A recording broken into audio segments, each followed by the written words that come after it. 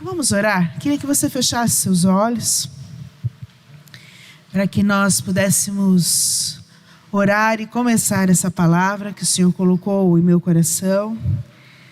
Espírito Santo, nós te louvamos, Senhor. Nós te agradecemos pelo teu amor infinito, porque o Senhor é bom, a sua misericórdia dura para sempre, Pai. E tu estás neste lugar, tu já estás falando, Pai. O Senhor já vem falando desde a abertura deste culto, pelos louvores, pelos momentos de oferta, de adoração. E agora queremos aprender a Tua palavra. Espírito Santo de Deus, em nome de Jesus, que os ouvidos sejam abertos agora. Que todo o impedimento dos ouvidos agora, eu repreendo em nome de Jesus. Você não tem parte neste lugar. Você não tem parte sobre as nossas vidas. Você está sendo retirado e agora ser mandado embora em nome de Jesus. Para que se abram os entendimentos e os ouvidos do Teu povo. Que nada impeça da Tua palavra, Senhor, entrar nos nossos corações, entrar sobre as nossas vidas, Pai, em nome de Jesus, em nome de Jesus, amém. Acho que a gente já podia até ir embora, depois da ministração do Márcio, porque ele já falou tudo que eu ia falar, glória a Deus. Um pouquinho, falta um outro pedaço, só que eu vou terminar. Mas nós vamos falar sobre o propósito, vivendo com propósito no reino de Deus. E a minha pergunta para você é: você tem vivido com propósito no reino de Deus? Você tem vivido com propósito? Você sabe o que é um propósito? Você sabe o que você está fazendo aqui de verdade? Você sabe por que Jesus te chamou? Você está pondo em prática tudo aquilo que Ele te entregou? Vivendo com propósito no reino de Deus. A canção que nós cantamos diz que nós estamos perdendo tudo. Você está perdendo tudo mesmo? Você está perdendo tudo? Você está perdendo o seu bem-estar para viver as coisas do reino de Deus? Você está perdendo seus dias de descanso para viver no reino de Deus? Você está perdendo a sua vontade própria para viver as coisas do reino de Deus? Você está deixando algumas coisas, você está deixando umas viagens para viver o reino de Deus? Então você não está perdendo tudo por amor e por alegria. Viver o propósito de Deus. E essa canção ela é muito profunda, porque ela diz assim que eu estou deixando tudo. Eu estou deixando para trás coisas que me fazem bem. A palavra diz assim: aquele que não deixar pai, mãe, amigos, afazeres, prazeres, aqueles que não deixarem ganhos, não é digno de mim. Aqueles que não deixarem as coisas para trás e me seguirem, não é digno de mim. Outra situação, o Jesus vai e chama os discípulos. E os discípulos estavam lá pescando, né? E Jesus fala assim: ei, vem e me segue. E os discípulos fazem o quê? Eles abandonam as redes, abandonam os barcos. Numa outra situação, Eliseu foi lá e queimou, acho que foi Eliseu, me ajudem se foi isso, foi lá e queimou a sua carruagem, aquele carro de boi onde ele trabalhava.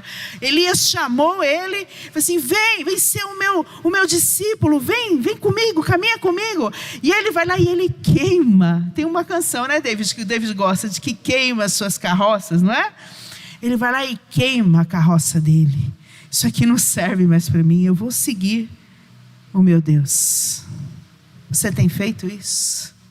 Irmãos, não vai queimar o carro a hora que sair não, tá bom? Não vai queimar suas coisas, nesse sentido. Mas você tem abandonado as coisas? Você tem deixado para trás aquilo que é tão bom? Aquilo que é tão prazeroso? Ah, pastor, quer dizer que eu nunca mais... Não falei isso.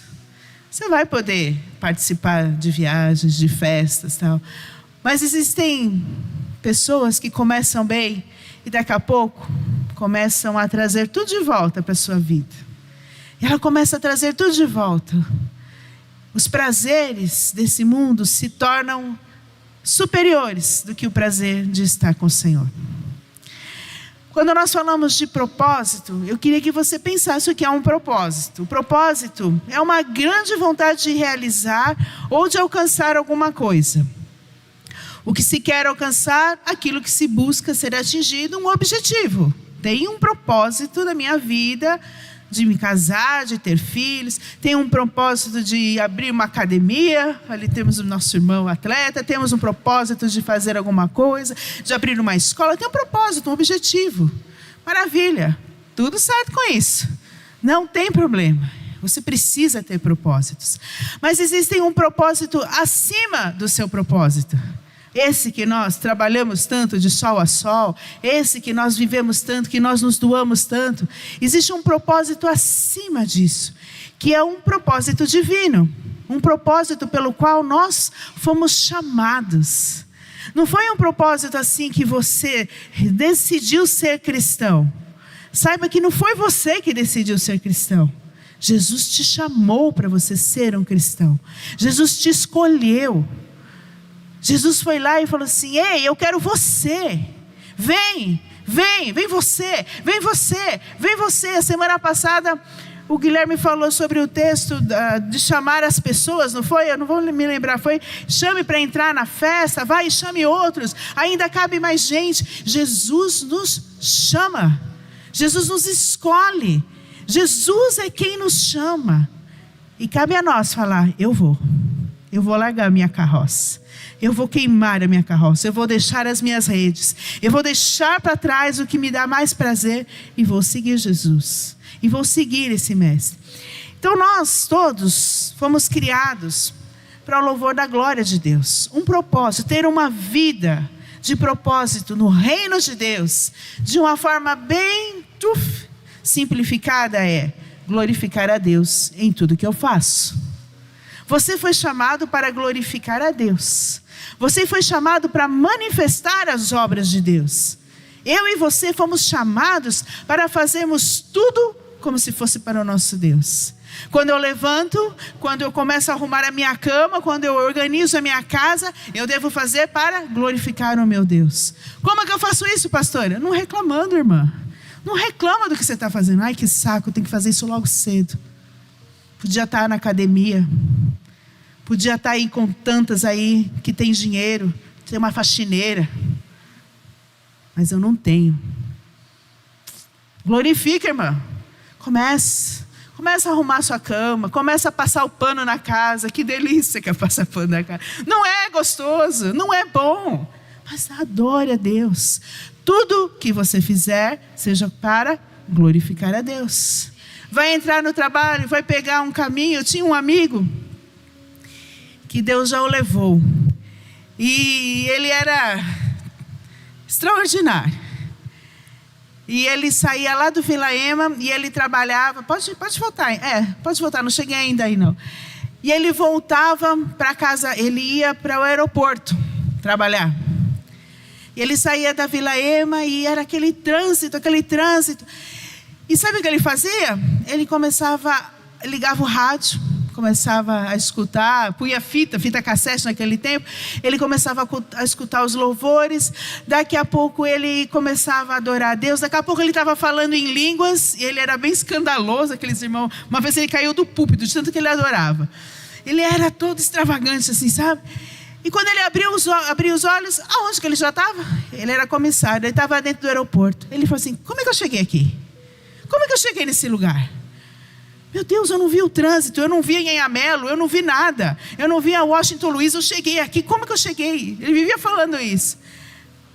Ele usava o tempo dele para glorificar a Deus. Ele não via trânsito, ele não via nada, irmãos. Ele ia adorando a Deus. E às vezes, nós estamos ali. Trânsito, logo cedo. Que saco, que porcaria. Eu tinha que trabalhar tão cedo. Eu tinha que ter um trabalho tão longe. Deus tem te dado tudo. Deus tem feito pela sua vida, Deus tem feito, e você não está vendo o propósito pelo qual você é chamado.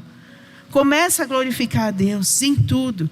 Você foi chamado para a glória, e Deus nos criou para o louvor da sua glória. Esse é o nosso propósito, dar louvor à glória de Deus. Só que aí eu posso manifestar esse louvor, essa forma de ser e glorificar o meu Deus em todas as coisas que eu faço, em tudo, em todas as coisas que nós vamos fazendo. Glorificamos a Ele quando ministramos na sua casa, quando cuidamos de alguém necessitado, quando levamos esperança a alguém perdido, quando manifestamos o amor, em amor, né? As características de Jesus da nossa vida, quando gastamos nosso precioso tempo para Deus. Nós falamos aqui, estamos gastando tudo para Deus. Então a minha pergunta para você até o final é: você está gastando o seu tempo precioso para Deus? Fomos chamados para glorificar. Quem acha a sua vida, a perderá. E quem perde a vida por minha causa, esse achará. Se você está procurando se satisfazer a si mesmo, saiba que o seu destino não é Jesus. Não é o céu. Seu destino é o inferno. Mas se o seu destino, se o seu objetivo é encontrar a Cristo, se o seu objetivo é fazer da sua vida um altar de adoração para Ele, glorificar o nome dEle em tudo e em todo lugar que você estiver, saiba que você encontrará a sua vida e a sua vida eterna em Jesus. Esse é o nosso objetivo, né? Aí eu coloquei algumas coisas aqui, pode ir para o próximo, acho que depois do leão abençoado aí, que eu já falei até mais dele, aí no outro já. Existem algumas coisas que às vezes a gente se confunde. Não sei se vai dar para ler tudo. Tá meio, nós esquecemos de alterar lá, né? Mas tá bom. Depois a gente está meio desfocado lá em cima. Ficou pequenininho aí, mas ok. Às vezes a gente se confunde com propósito e orientação. Porque às vezes alguém fala assim: Emanuel, você amanhã pode chegar cedo e fazer todo o louvor? Né? Eu dei uma orientação para ele. E ele vem e faz. Agora o propósito é assim: o Emanuel sabe que as coisas estão necessitadas. Não importa o que ele precisa fazer de mais importante. Ele vai levantar cedo e vai estar aqui, porque é propósito da vida dele. É propósito da vida dele entregar os talentos e os dons dele na casa do Senhor. Assim, o que eu tenho, eu vou entregar para o meu Deus. Se eu falasse para ele vir, ele poderia vir de uma forma pontual. Posso fazer tal coisa? Pode me ajudar nisso? Ao passo que, se eu pedir ou se eu não pedir, o propósito maior da vida dele é estar entregando os seus talentos, estar entregando aqui a adoração dele. É diferente uma orientação, se alguém pede para você algo e você cumpre, do que seu propósito. Seu propósito é fazer todas as coisas para que o nome de Deus seja glorificado através da sua vida. É se colocar em disposição a Deus para que tudo que você faça, o nome de Deus seja glorificado. E Deus colocou em nós dons, talentos, capacidade, inteligência. Deus colocou em nós tudo. Sabe por que Deus colocou em nós tudo? Porque você e eu somos a imagem do Senhor. Você foi feito à imagem de Deus. Ora, então você tem tudo que Deus tem. Lógico, você não pode, como Thanos, fazer certas coisas. Mas você tem as coisas, as características de Deus. E você precisa manifestar. E você precisa colocar. A igreja é um local onde nós somos treinados para isso, né? Onde nós somos treinados para ajudar, para fazer, para acontecer as coisas. Mas não é só pela igreja. É por você. É para que você manifeste o que Deus fez. Quando você fala assim, muito obrigada, estou devolvendo, não quero. Não quero, tá? De verdade eu não quero isso. Eu não sei usar isso. Eu não quero. Não quero, pode ficar com você, não vou fazer mais isso. é para mim que você está falando. Não é para um líder que você está falando, não quero. Você está falando, Senhor, não estou a fim de fazer o que o Senhor me deu. Não estou a fim e não vou fazer. Não é para mim. Sabe por quê? Porque eu estou aqui juntamente com muitas pessoas clamando ao Senhor o seguinte: Senhor, manda os trabalhadores para a sua seara. Senhor, manda os trabalhadores para a sua seara. E Deus vai fazer o quê? Deus vai mandar os trabalhadores para a sua seara. Deus vai mandar os trabalhadores para este lugar. Quando você fala, não quero, não sou, estou indo, tchau, não é para mim. É para quem te chamou. Você está falando, não quero fazer aquilo que o Senhor me pediu. Não vou colocar em prática. Não estou a fim, estou mais ocupado. Estou mais envolvido com outras coisas. Eu compreendo que existem tempos na nossa vida difíceis. Compreendo.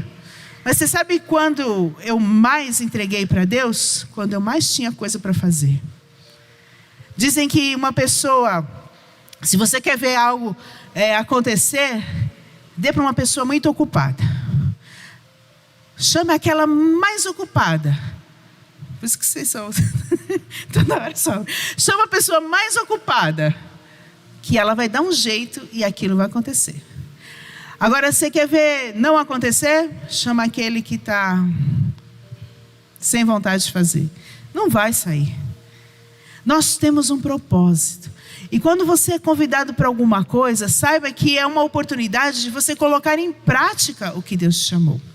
Então, um propósito é diferente de uma orientação. Os servos, eles entendem as orientações, ao passo que os filhos entendem os propósitos. Os servos não entendem o propósito, eles só cumprem o que é pedido. Aquele que é filho de Deus entende o propósito. Eu vou usar uma frase que o Guilherme um dia citou para nós, e é com relação a algumas coisas que ele queria ou não queria fazer, e Deus respondeu para ele assim: eu te chamei para fazer o que eu quero que você faça. Não é mais ou menos isso, né? Eu te chamei e você vai fazer tudo o que eu quero que você faça. Era um pouquinho mais duro, né? Deus falou para ele. E é assim que Deus fala para nós. Nós não estamos aqui para escolher às vezes. Porque Deus pede para nós coisas sérias. E pede para pessoas capazes. Porque foi Ele que colocou a capacidade. Amém? Orientação, as orientações dizem para nós o que fazer, ao passo que os propósitos indicam por que estamos fazendo. Nós estamos aqui, sabe por quê? Porque estamos edificando uma igreja para o Senhor. É um propósito que Deus nos deu. É para nós, amém? Os obstáculos imprevistos podem acabar com as nossas orientações. Quando você tem uma orientação, Márcio, você cuida para mim ali da mesa de som. Se der um pepino, vai acabar com a orientação. Pastora, eu não consegui, queimou, não deu certo. Uma orientação simples. Ao passo que um propósito, quando você tem um propósito e tem um impedimento, você vai ter criatividade. Você vai buscar em Deus. Você vai se empenhar em resolver aquilo. Propósito. Orientações nos levam ao ativismo. Você vai fazendo, você vai fazendo. Ai, pastor, eu estou cansado. Você vai fazendo, você vai fazendo. É ativismo.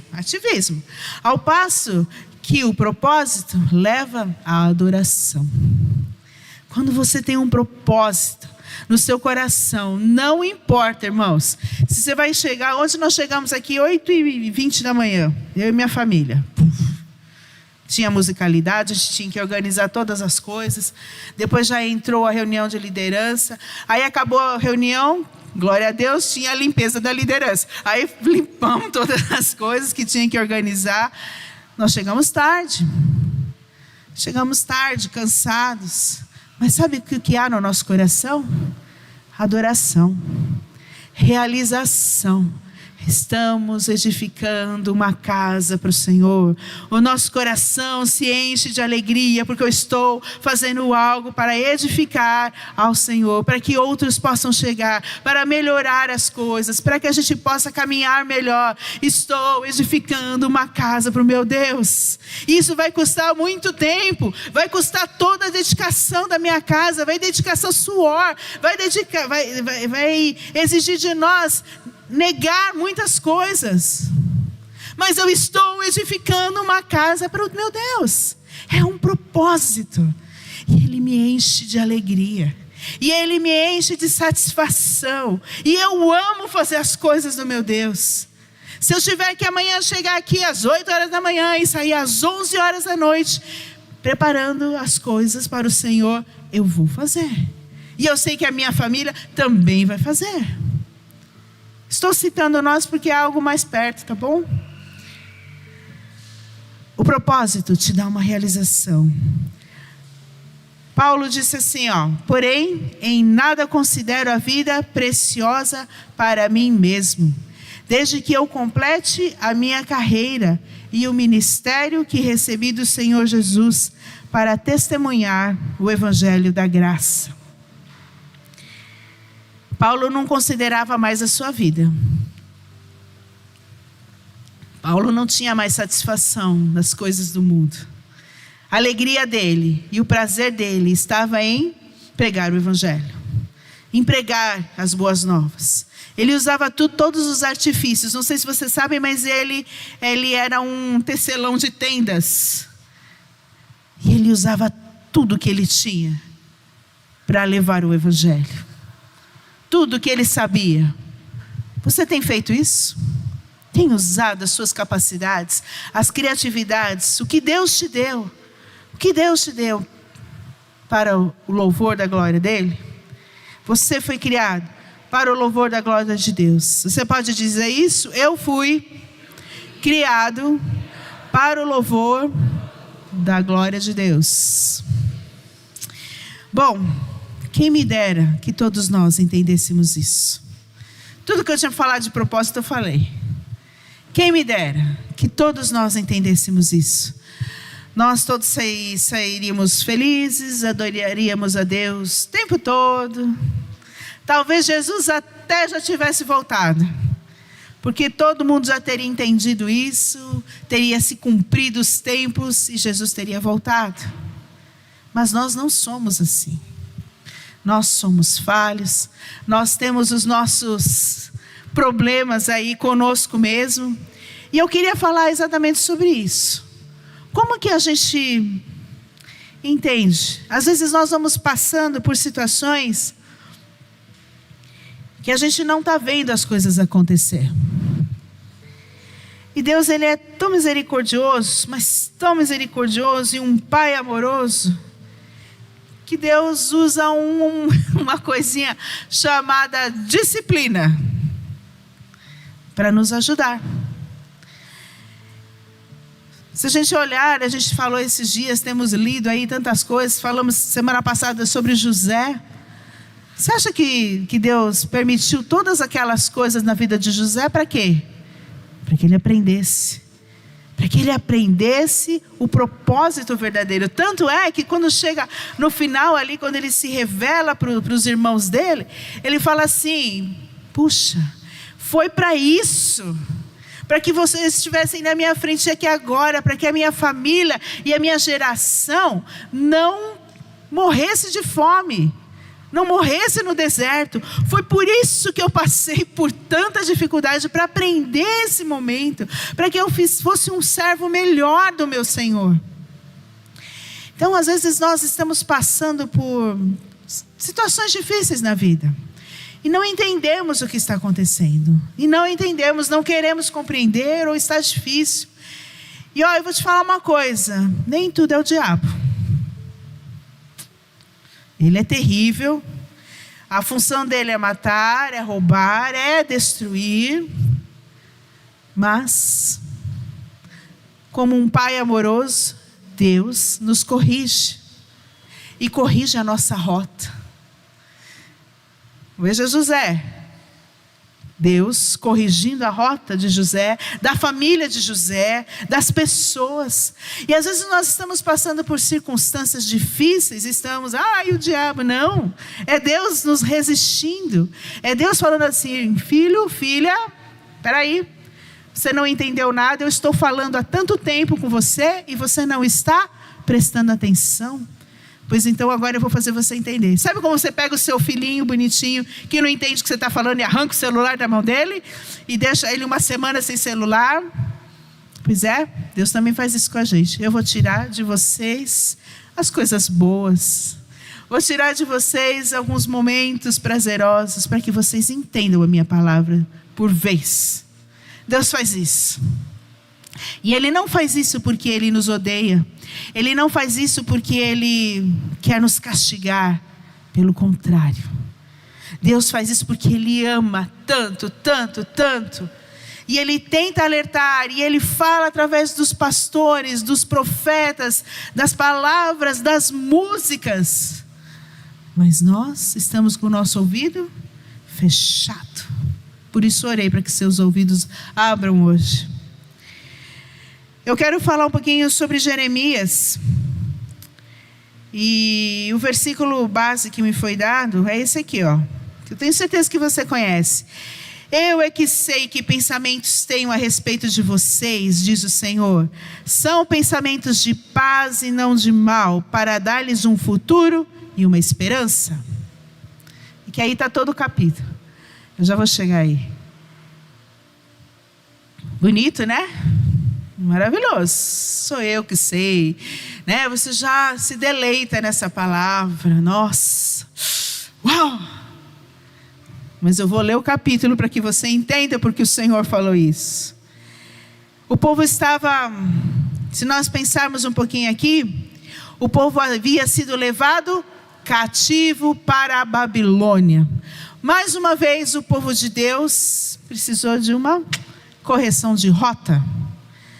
Eles estavam ali num tempo onde eles não ouviam mais o Senhor, onde eram falados, os profetas falavam, os profetas avisavam, Jeremias fez de tudo para que eles pudessem entender e eles não se arrependeram. Não se arrependeram. Deus avisou de todas as formas. Se você lê o livro de Jeremias, é assustador. Mas Deus tentou avisar de todas as formas. E Deus faz isso conosco. Deus nos avisa de todas as formas. Antes que Ele venha para conosco, uma correção de rota. E às vezes a gente não entende. Vamos ler. Jeremias escreve para os cativos da Babilônia. Por isso que está aí a fotinha de carta, que ele escreve uma carta para eles. E diz o seguinte, 29, verso 1. São estas as palavras da carta que o profeta Jeremias enviou a Jerusalém, ao resto dos anciãos do cativeiro, aos sacerdotes, aos profetas e a todo o povo que Nabucodonosor havia deportado de Jerusalém para a Babilônia. Opa, perdi aqui, peraí. Isso aconteceu depois que saíram de Jerusalém o rei Jeconias, a rainha mãe, os oficiais, as autoridades de Judá e Jerusalém, e os carpinteiros e os ferreiros. A carta foi levada por Elasa, filho de Safã, e por Gemarias, filho de Uquias, os quais Zedequias, rei de Judá, tinha enviado à Babilônia a Nabucodonosor, o rei da Babilônia. Estou apertando o botão errado toda hora aqui. Ela dizia o seguinte: assim diz o Senhor dos exércitos, o Deus de Israel, a todos os exilados que eu deportei, está falando que foi o Senhor que deportou, de Jerusalém para a Babilônia. Construam casas e morem nelas, plantem pomares e comam o seu fruto, casem e tenham filhos e filhas, escolham esposas para os filhos de vocês e deem as suas filhas em casamento, para que tenham filhos e filhas. Aumentem em número e não diminuam aí na Babilônia. Procurem a paz da cidade para onde eu os deportei e orem por ela ao Senhor, porque na sua paz vocês terão paz.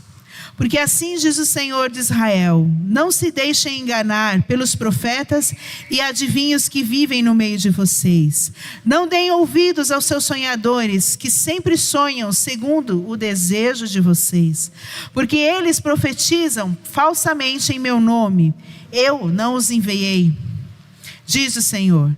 Assim diz o Senhor: logo que cumprirem para a Babilônia 70 anos, atentarei para vocês e cumprirei a promessa que fiz a vocês, trazendo-os de volta a este lugar. Eu é que sei o pensamento que tenho a respeito de vocês, diz o Senhor. São pensamentos de paz e não de mal, para dar-lhes um futuro e uma esperança. Então vocês me invocarão, se aproximarão de mim em oração, e eu os ouvirei. Vocês me buscarão e me acharão, quando me buscarem de todo o coração. Serei achado de vocês, diz o Senhor, e farei com que mude a sorte de vocês. Eu os congreguei de todas as nações e de todos os lugares, para onde os dispersei, diz o Senhor. Trarei vocês de volta ao lugar de onde eu mandei para o exílio. Amém. O povo estava sendo levado cativo para a Babilônia, como já falei. E muitos falsos profetas estavam tentando desviá-los do caminho. O Israel se acomodou em seus pecados e a sua consciência estava amortecida. Significa que eles já não entendiam mais nada, não davam mais atenção à voz dos profetas, não queriam mais atender ao chamado, atender ao propósito. Não aprenderam com os juízos que Deus deu e repetiram as transgressões dos seus pais. Idolatria, incredulidade, ganância, não buscavam mais o Senhor, rejeitavam seus profetas e profanaram as leis. Jeremias profetizou por um bom tempo para que eles se arrependessem. Jeremias é conhecido como profeta chorão. E eu descobri que Jeremias tinha 20 anos de idade quando foi chamado. Pensou? Temos aqui a Ana, próxima a essa idade. 20 anos Jeremias começou a profetizar para um povo. Olha que coisa maravilhosa. 20 anos de idade. E ele profetizou, ele chorou, ele clamou, ele indagou o Senhor. Mas tudo foi inútil. Pensa um profeta, pensa uma criança fazendo isso. Que difícil, né, João? Que difícil. Foi inútil porque o povo não quis se arrepender. Tem uma parte lá em Jeremias que Deus fala assim: ei, é tudo mentira isso que o povo está fazendo. Eles não estão se arrependendo não. Eles estão me enganando. Eles faziam de conta que se arrependiam e continuavam. Ia lá, fazia um jejumzinho, fazia lá, rasgava as vestes, mas não se arrependia. Deus sabe quando nós nos arrependemos e quando nós não nos arrependemos. E existe um teto para Deus. Vai enchendo a taça de Deus, vai enchendo a taça de Deus, vai enchendo. Chega uma hora que transborda e Deus vem e aplica sobre nós o que Ele precisa fazer. Então, para nós, irmãos, já fica um grande alerta. Se estamos numa rota errada, se arrepende de verdade e volta para o Senhor. A melhor coisa é nós andarmos nos caminhos de Deus. E esse tempo de cativo, gente, durou 70 anos. Eles ficaram dentro da Babilônia por 70 anos. E aí eu coloquei algumas fases da carta, né? A primeira fase da minha carta aqui, o destinatário eram aquelas pessoas sem esperança. E o objetivo era que esse tempo nas mãos de Deus, eles entregassem esse tempo nas mãos de Deus. É difícil quando nós estamos passando por circunstâncias difíceis, entregar aquele tempo difícil nas mãos de Deus. Mas essa fase aqui da carta, né, esse pedacinho aqui, o profeta nos ajuda, olha, entregue nas mãos de Deus. Confia no que o teu Deus está fazendo. Os exilados haviam perdido tudo, exceto a vida deles. Eles perderam pertences, casa, ocupações, perderam amigos, perderam parentes inclusive a sua liberdade, porque agora eles eram escravos. Pensou perder tudo, meu? Tudo que você conquistou? Imagina a sua vida sem nada. E agora você é escravo. Pois é. É dessa forma. Sobre uma nação completamente idólatra. Babilônia. Já ouviu falar do Nabucodonosor lá na história? Pois é esse mesmo. Ele era terrível. É esse. De qualquer ângulo que você olhasse para a situação, ela era desesperadora. E a forma que o profeta nos indica, que Deus avisa, olha, não fiquem dessa forma, não fiquem numa depressão, não fiquem lamentando pelo que você está passando, já foi perdido. Olhe para frente, olhe para o lugar onde você está e entregue essa situação. A carta nos convida, nessa primeira fase aqui, a transformar a tragédia em um triunfo e aceitar corajosamente a nova situação. Qual é a situação difícil que você está passando? Você está lamentando? Você está em depressão? Você está se jogando para baixo? Ou você está aceitando a situação e falando assim, eu vou enfrentar isso de frente e vou buscar de joelhos o meu Deus, e Deus vai trazer a solução para isso, e o meu Deus que é poderoso, e poderoso muito mais, infinitamente mais, Ele vai transformar essa situação. Qual é a tua posição, irmãos? Diante da situação difícil? Qual é? É lamentar, é ficar em depressão? Ou é buscar a Deus? Ou é aceitar a situação e transformar a tragédia em bênção? Olha aqui que a palavra diz para eles: ei, construam casas. Vocês vão ficar aí morando no chão, sem teto? Não, não. Construam casas, aumentem os números. Façam as coisas acontecerem. Deus estava mostrando para eles o futuro. Não diminuam, cresçam, multipliquem-se aí dentro da Babilônia. Sejam fortes, sejam corajosos.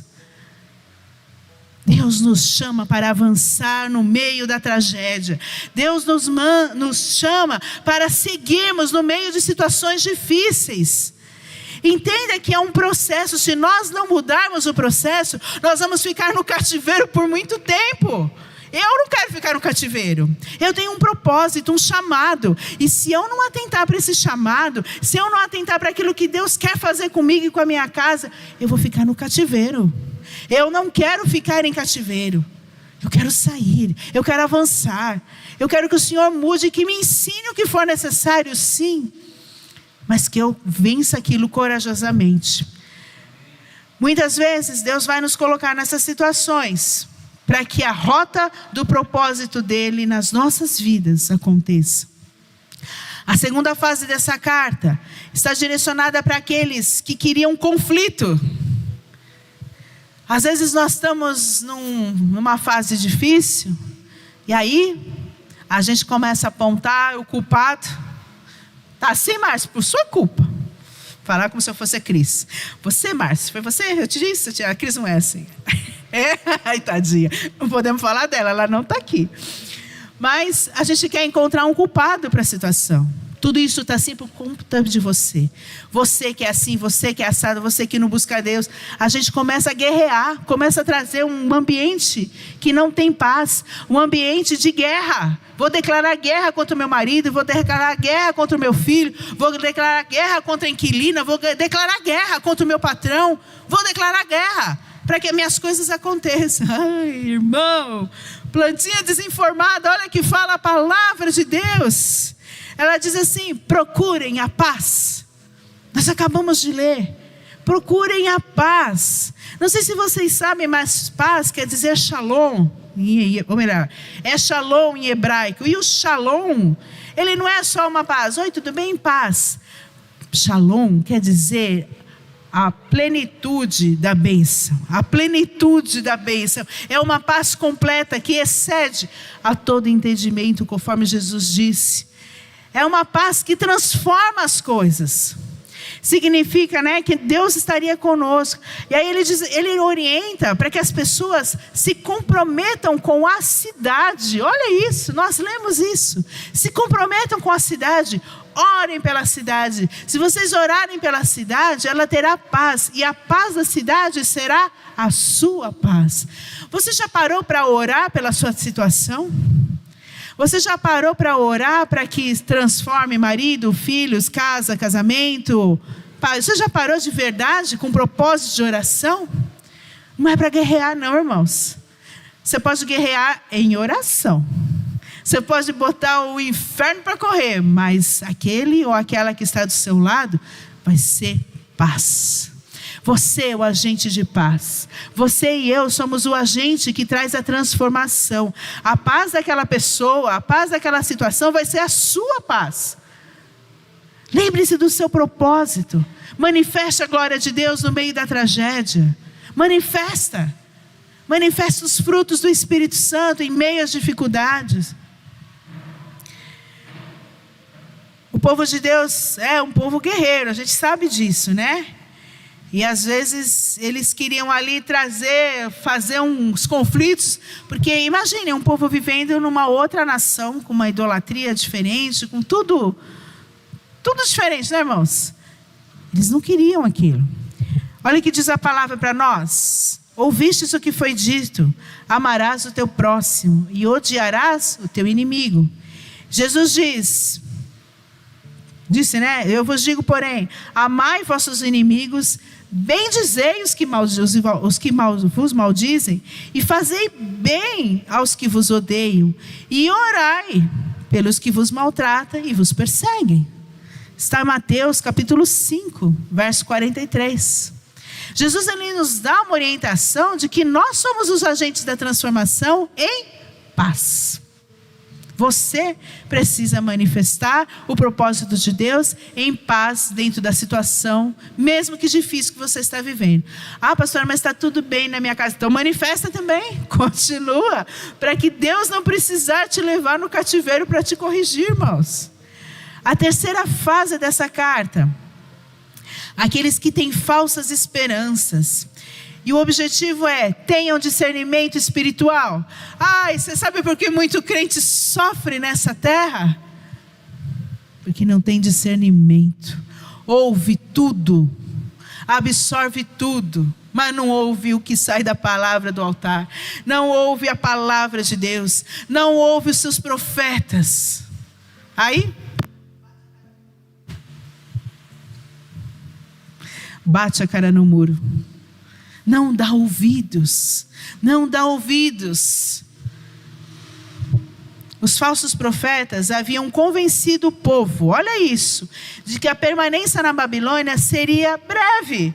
Não, se você ler os capítulos antes, ele fala assim: vocês vão ficar aqui uns 2 anos. Não construa nada, não se preocupa em gastar energia. Fiquem aí paradinhos. Os falsos profetas falam o que o nosso coração quer ouvir. Vou falar uma coisa bem séria para vocês. Os coaches da vida falam o que você quer ouvir. Os terapeutas da vida falam o que você quer ouvir. Eu já falei isso, vou falar de novo. Para de gastar dinheiro com terapia. Dobra teu joelho. Busca o Senhor. Busca teu Deus. Eu vejo às vezes os filhos perfeitos, tudo na terapia. Eu falei: Jesus, como assim? Irmão, senta com o teu filho e lê a palavra de Deus com ele. Você faz isso? Você lê a Bíblia com o teu filho? E explica para ele. Esses dias eu tive que lhe explicar para o André o livro de Hebreus. Foi difícil, porque nem eu estava entendendo. Mas eu expliquei o esqueleto principal para ele ali. Ele: entendi, mãe. Entendi. Não gasta tuas energias com isso, irmãos. Nós temos o médico dos médicos, o Senhor dos senhores, aquele que pode transformar todas as coisas. Mas nós precisamos buscá-lo. Nós precisamos ter discernimento e ouvir a voz do nosso Deus. A palavra de Deus diz que nos últimos tempos nós caminharíamos por aquilo que a gente realmente e só queremos ouvir. Que nós não íamos dar mais atenção para a verdade da palavra. Me fugiu o versículo que fala isso, mas ele quer dizer isso. Vamos, é tempo de voltar.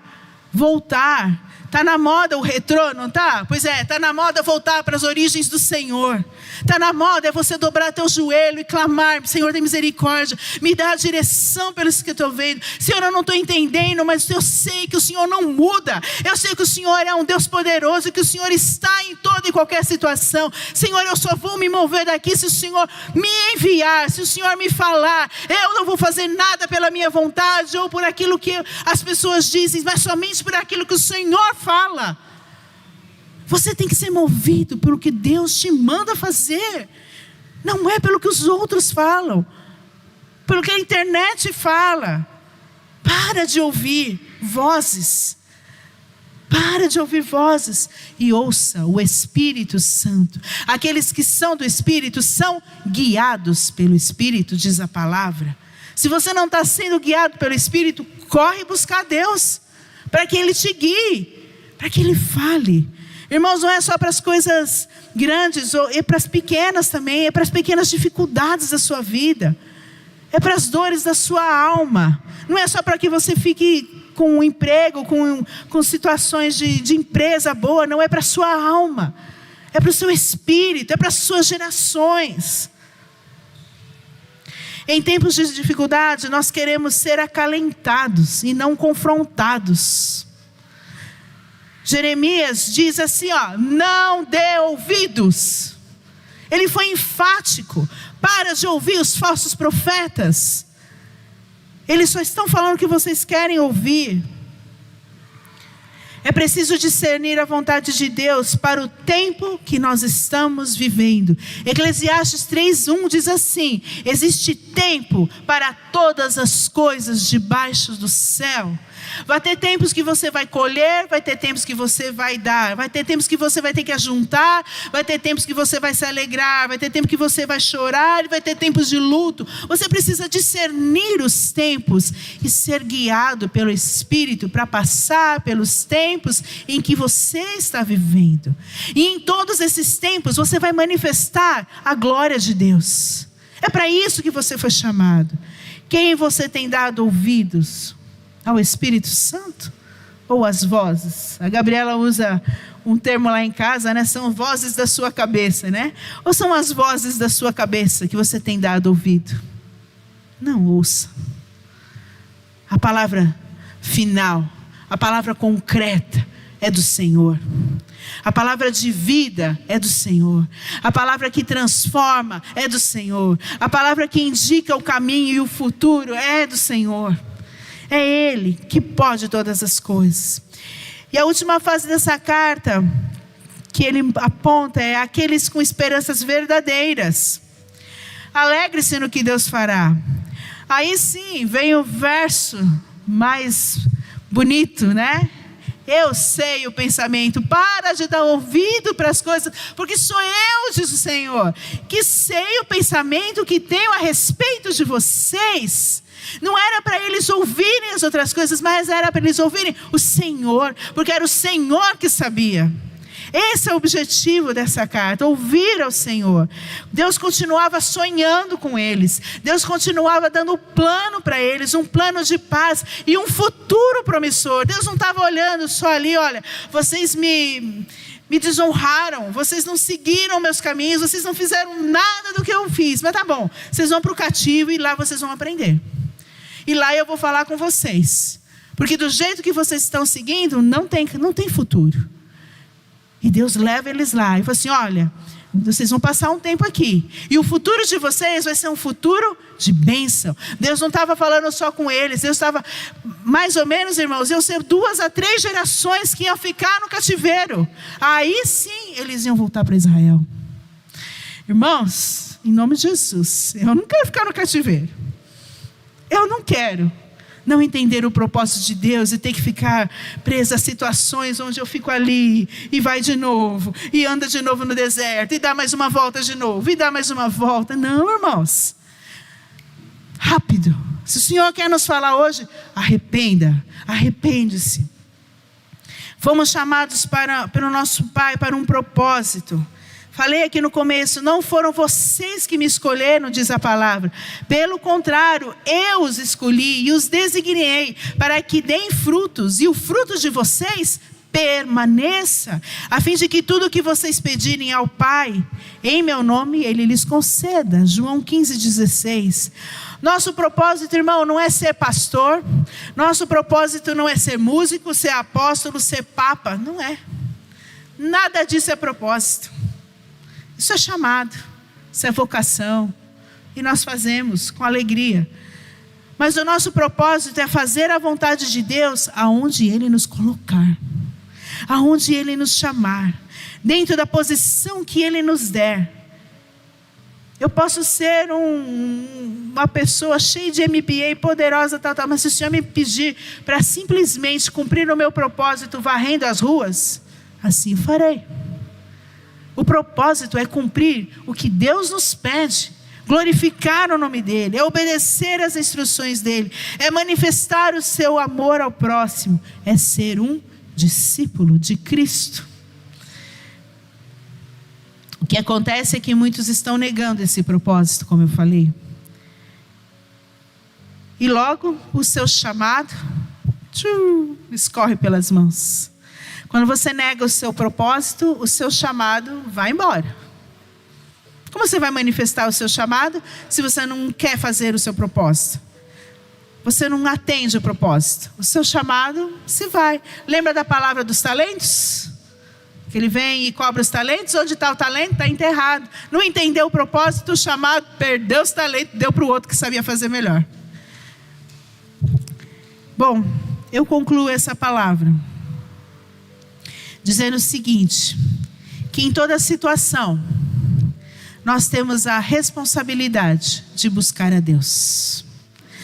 Seja em tempos difíceis, seja em tempos de alegria, seja em tempos onde está indo tudo de vento em polpa, nós temos a responsabilidade de buscar a Deus. O Senhor falava nessa palavra aqui, então me buscarão e me acharão. O propósito de Deus se completa com um povo que busca intimidade com Ele.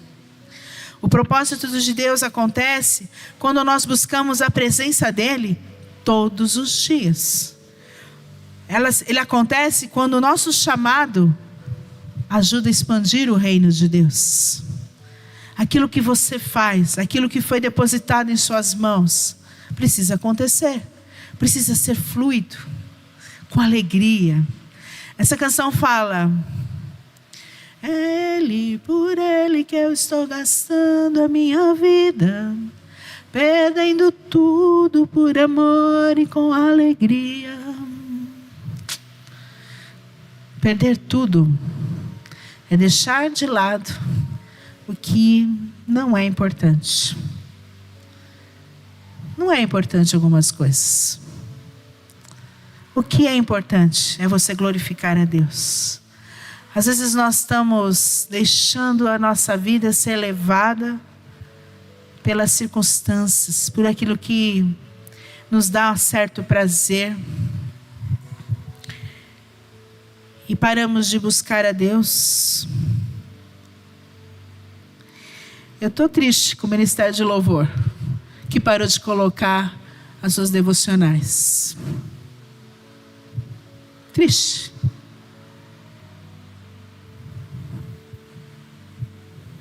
Nós começamos bem. A gente está lá, postando todo dia, lendo, colocando Mas as pessoas não estão entendendo. Não é para...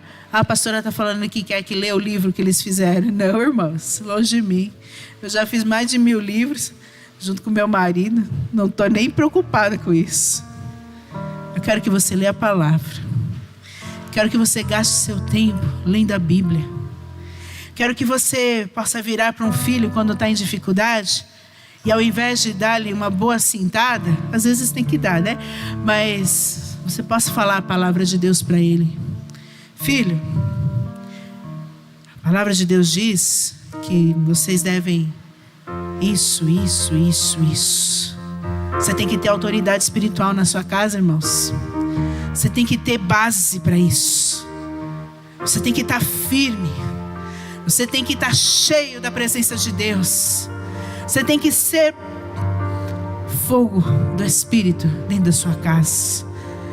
e dizer para o seu filho, corrigir seu filho em amor. Se tiver que dar uma chinelada, tudo bem, mas corrija ele com a palavra. Traga ali para ele a verdade pelo qual ele foi chamado. Quando você falar com a sua esposa, traga para ela a palavra de Deus. Corrija. Às vezes meu marido faz isso. Às vezes ele tem que ser até mais enfático, que eu não sou fácil não. Quando eu falo com ele, às vezes eu falo para ele, porque eu já falei várias vezes, já não resolveu mais. Falei, então agora eu vou dar-lhe a cartada da Bíblia. A palavra de Deus, meu marido diz isso. Mas ele é bonzinho. Ele é mais bonzinho que eu. Ele é bonzinho. Às vezes, né? Amém. Jesus é bom. E seja cheio da palavra de Deus. Busque o seu Deus. Gastar o seu tempo com o seu Senhor é você colocar Ele como propósito principal. Você vai poder ir para as festas, sim. Você vai poder viajar, sim. Eu não estou falando nada disso, irmãos. Mas eu estou falando qual é a tua ênfase de vida. Qual é a tua ênfase de vida? Se for mais importante as coisas de fora e não for o Senhor, está errado. Desculpa, irmãos, mas o cativeiro nos espera. Porque o Senhor vai chamar. Vem aqui, vem vocês de novo, vamos passear mais um pouquinho. Vamos passear lá na Babilônia. Vamos passear lá na Babilônia um tempo. Porque eu quero te ensinar. E às vezes você já está no meio da Babilônia. É tempo de parar. É tempo de reorganizar. E se você não está, meu irmão, olha, busca Deus mais ainda. Tipo, Senhor, cerca tudo aqui, porque eu não quero pisar na Babilônia nunca na minha vida. Cerca a minha casa. E como você vai fazer isso? Buscando a Deus. Buscando a Deus. Buscar-me-eis e me achareis quando vocês me buscarem de todo. Mas é de todo, irmão. Não é de metade do coração. Não é com a faísquinha. Não é só quando eu estou com dor de barriga. Não é só quando eu quero alguma coisa. Não é só quando eu estou com problema. Você vai buscar a Deus de todo o teu coração, com toda a tua alma, com todas as suas forças. Não existe ninguém mais importante do que Deus para você. O Senhor está voltando. Jesus está às portas. Eu acho que Jesus já está com a cintura, com os pés assim, ó, pendurado, esperando, falando assim, eu vou. E Deus vai falar assim, espera mais um pouquinho. Ele está ansioso para vir buscar a sua noiva. Ele está ansioso para vir entregar para nós a nossa recompensa, que são as nossas coroas, a nossa salvação. Ele está ansioso para te encontrar. Mas se Ele não te achar, Ele vai ter que te deixar. Não é tempo, irmãos. Não é tempo de brincar. Eu li esses dias. Oh, Jesus, eu li um versículo essa semana, acho que ontem eu li, que é aquele que sabe o que é pecado e continua pecando e vai e faz, mesmo sabendo que aquilo não é do agrado do Senhor, e continua no pecado, ele é digno do inferno. A morte o espera. A minha palavra hoje é o seguinte: arrependam-se verdadeiramente. Não existe tempo para brincadeira. Não existe tempo para nós acharmos que está tudo bonito, que eu vou gastar a minha vida com as minhas coisas. Não foi para isso que você foi chamado. Você foi chamado para gastar a sua vida com o Senhor. Ele te escolheu. Foi Ele que chamou você pelo nome. Não foste vós que me escolhestes, mas eu, Senhor Jesus, escolhi a cada um de vocês. E escolhi vocês para que vocês vão e vocês deem frutos. E o seu fruto permaneça. O seu fruto não pode morrer, irmãos. O seu fruto é a sua salvação. Ele não pode morrer. Ele tem que ficar vivo, queimando, esperando o Senhor da seara que está voltando. É tempo de se arrepender. É tempo de choro, é tempo de lágrimas, irmãos, de misericórdia, Senhor. Eu sou pecador, eu não quero ir para o cativeiro. Ou se eu estou, me tira desse lugar, Senhor. Transforma todas as coisas, transforma em paz, transforma em bondade, transforma em benignidade. Transforma, Jesus, transforma. Não é tempo de ouvir falsos profetas. Os falsos profetas estão aumentando e aumentando, conforme Apocalipse falou. É tempo de se cumprir a palavra de Deus. E é tempo do povo dele estar atento, com ouvidos abertos. Feche os seus olhos.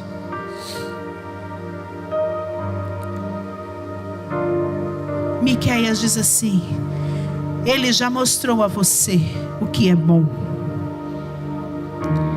E o que o Senhor pede de você?